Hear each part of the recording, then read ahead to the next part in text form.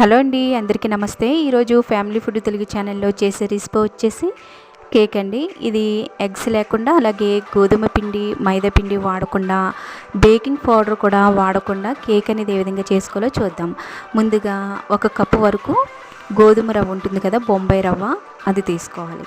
తీసుకున్న తర్వాత మిక్సీ జార్లో వేసుకుని పౌడర్లా చేసుకుని ఇప్పుడు మిక్సింగ్ బౌల్లోకి తీసుకోవాలి. తీసుకున్న తర్వాత ఇందులో 1/2 కప్పు వరకు కాచి చల్లార్చినటువంటి పాలు పోసుకుని స్పూన్తో ఎక్కడా కూడా ఉండలు లేకుండా ఈ విధంగా కలుపుకోవాలి. కలుపుకున్న తర్వాత 1/2 కప్పు వరకు పెరుగు, ఈ పుల్లటి పెరుగు కాకుండా కమ్మగా ఉండే పెరుగు తీసుకుని అది కూడా ఇందులో పోసుకుని బాగా కలుపుకోవాలి.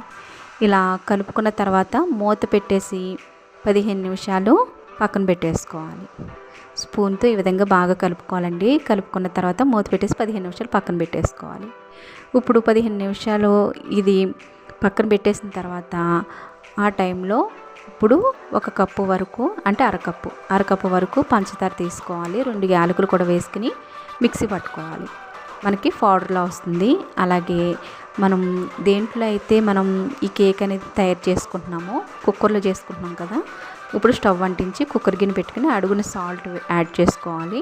సాల్ట్ లేకుండా కానీ పర్వాలేదు, మనం స్టాండ్ లాంటిదైనా లేకుంటే ఒక ప్లేట్ లాంటిదైనా బౌలించి మనం దీంట్లో రెడీ చేసుకుని పెట్టుకోవాలి. 15 నిమిషాల వరకు హీట్ అవ్వేటట్టు చూసుకోవాలి. ఇప్పుడు ఏ గిన్నెలో అయితే మీరు కేక్ చేద్దాం అనుకుంటున్నారో ఆ గిన్నెలో అడుగు భాగంలో నూనె అప్లై చేసి బటర్ పేపర్ అప్లై చేసి పెట్టుకోవాలి. ఇప్పుడు చూడండి, 15 నిమిషాల తర్వాత మనకి మూత తీసి చూస్తే ఇలా వచ్చింది కదా. ఇందులో మనం తిని సోడా ఉంటుంది కదా, మనం బజ్జీలు బోండాలు వేసుకుంటాం కదా, తిని సోడా ఉంటుంది కదా, అది 1/2 టేబుల్ స్పూన్ వరకు వేసాను. చిటికెడు సాల్ట్ యాడ్ చేసి ఈ విధంగా కలుపుకోవాలి. పంచదార కూడా ఆల్రెడీ నేను పౌడర్ చేసి పెట్టుకున్నది కూడా వేసి కలిపాను. ఇప్పుడు 1/2 కప్పు వరకు మంచి నూనె, అంటే సన్ఫ్లవర్ ఆయిల్ అటువంటిది అనమాట. మంచి స్మెల్, అంటే పల్లీలు ఇటువంటిది ఆయిల్ అయితే వాడకూడదండి. ఏ స్మెల్ లేకుండా ఉండేదైతే సన్ఫ్లవర్ ఆయిల్ వేసుకుని ఇలా కలుపుకోవాలి. ఈ విధంగా కలుపుకున్న తర్వాత ఏ గిన్నెలో అయితే మనం కేక్ చేసుకుందాం అనుకుంటున్నామో బటర్ పేపర్ అప్లై చేసిన తర్వాత ఈ విధంగా పిండి అంతా కూడా, ఈ మిశ్రమం అంతా కూడా దీంట్లోకి వేసేసి ట్యాప్ చేయాలి. ఇప్పుడు ఈ గిన్నెని కుక్కర్ గిన్నెలో హీట్ అవి ఉంది కదా ఆల్రెడీ, ఇందులో పెట్టేసుకోవడమే. ఈ గిన్నె పైన ఒక స్టీల్ మూత పెట్టుకుని పైన కుక్కర్ మూత పెట్టేసుకోవాలి.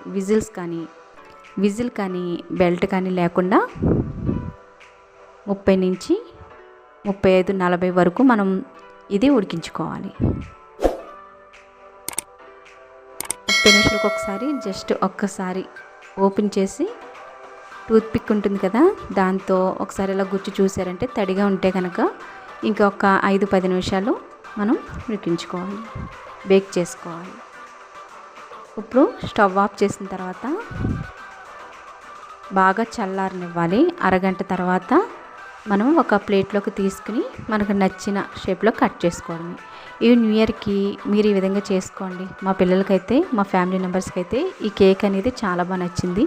ఈ వీడియో కనుక మీకు నచ్చినట్లయితే షేర్ చేయండి, లైక్ చేయండి, సబ్స్క్రైబ్ చేయడం మాత్రం మర్చిపోద్దు.